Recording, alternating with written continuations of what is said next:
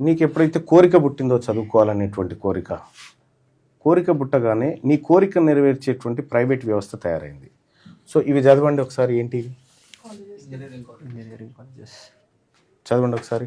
ఎవరి కాలేజీలు? ఓకే,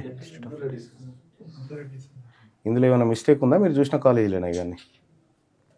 వీళ్ళ దగ్గర ఎందుకు ఉన్నాయి కాలేజీలు, మీ దగ్గర ఎందుకు లేవు? మీ వర్గాల దగ్గర ఎందుకు లేవు కాలేజీలు? ఎందుకు లేవంటే రాజశేఖర్ రెడ్డి ముఖ్యమంత్రి అయినాడు. ముఖ్యమంత్రి అయిన తర్వాత మనకేం చెప్పినాడు? ఫీజు రియంబర్స్మెంట్ పథకం పెడుతున్నాం మీకోసం అని చెప్పినాడు. అవునా? ఫీజు రియంబర్స్మెంట్ పథకం పెడుతున్నామని ఏం చెప్పిండు?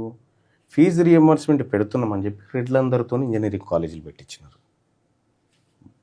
రెడ్లందరితో ఇంజనీరింగ్. ఇవి మరి ఇంజనీరింగ్ కాలేజీలు నడవాలంటే ఎట్లా నడవాలి? ఇందులో విద్యార్థులు ఉండాలిగా. ఇప్పుడు అంత డబ్బు కట్టుకొని మనం చేరలేం కదా. కాబట్టి ఫీజు రియంబర్స్మెంట్ పథకాన్ని ప్రభుత్వం తీసుకొచ్చి ఆ ఫీజును మన చుట్టిట్లా దింపి వీళ్ళ అకౌంట్లలో జమ చేస్తుంది. అర్థమైందా? ఇది డబ్బును నేరుగా ఇవ్వకుండా వాళ్ళ వర్గాల వారికి ఇట్లా తిప్పుకొచ్చి వాళ్ళ అకౌంట్లలో వేసేటువంటి స్కీమ్. అందుకోసం వాళ్ళ కాలేజీలు వచ్చినాయి.